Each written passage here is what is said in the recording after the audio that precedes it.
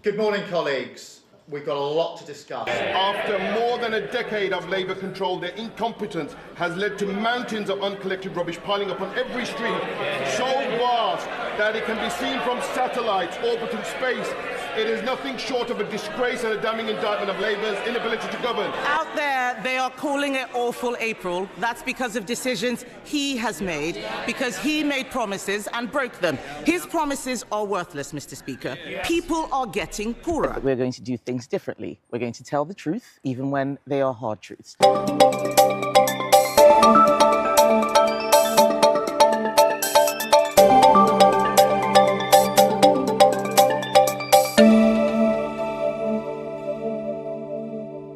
Britain stands at a breaking point.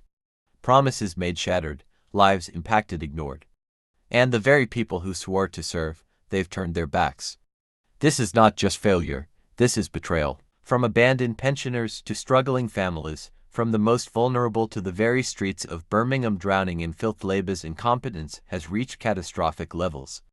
Decades of mismanagement have brought Britain's second-largest city to its knees, where mountains of uncollected rubbish can be seen from space.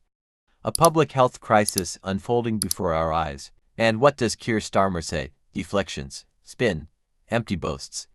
While the people of Birmingham suffer, Westminster plays politics. So we ask, when will accountability begin? When will the people's voices be heard? Today, we expose the scandal that Labour hopes you won't notice. The crisis they refuse to own, and the price the British people are paying. Stay with us because the truth is too big to ignore. Mr. Speaker, this Labour government has failed the British public at every turn. They have abandoned the waspy women, leaving them without compensation they deserve. They have turned their backs on pensioners by failing to support the winter fuel allowance. They have let down children by keeping a two-child benefit cap in place, and they will inflict further hardship on the most vulnerable by slashing £5 billion from benefits. But perhaps the most immediate and visible failure, one that poses an immediate and direct health risk to the people of Birmingham, is the appalling financial mismanagement of Labour-run Birmingham City Council. After more than a decade of Labour control, their incompetence has led to mountains of uncollected rubbish piling up on every street, so vast that it can be seen from satellites orbiting space. It is nothing short of a disgrace and a damning indictment of Labour's inability to govern.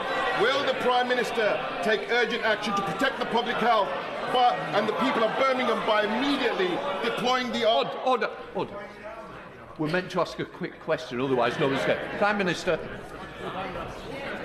Well, I've said the situation in Birmingham Council is completely unacceptable, but he might want to tell his constituents that we've delivered 2 million extra appointments for the NHS, so waiting lists are coming down for his constituents. We've delivered the national living wage, a £1,400 increase, including for his constituents. We've got record investment into this country, growing the economy, including for his constituents. Before leaving, we request everyone to like and share the video so that it reaches a wider audience. Also, feel free to comment down your thoughts. Mr. Speaker, I don't agree with making people poorer. I don't agree with pensioner poverty. I don't agree.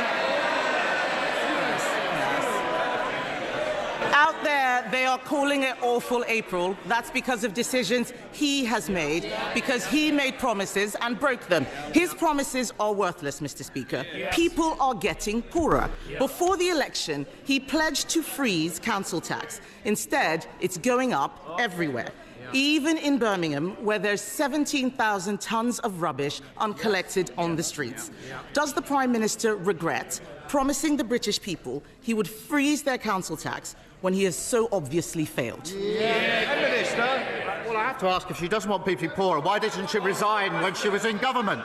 Mr. Speaker, the last government put up council tax for 12 years in a row. She, I think, was actually Minister for Council Tax. And in the year she's been, what she do? She put it up. And even now, the Conservatives' own Local Government Association manifesto, so currently their position, page 9, we asked the government to remove the caps on council tax. So who's leading the charge? Hampshire County Council, they wanted a 15% hike, we said no. Slough Council wanted a hike, we said no. Windsor and Maidenhead was Tory, now Lib Dem. They wanted to hike and we said no. And it's no surprise that council tax is £300 cheaper under Labour councils than under Tory councils. Mr. Speaker, he doesn't want to talk about Birmingham, and that's because he knows the situation. So I'll say it again. 17,000 tonnes of rubbish on Birmingham streets. Normally, a state of emergency is called for natural disasters, not Labour ones.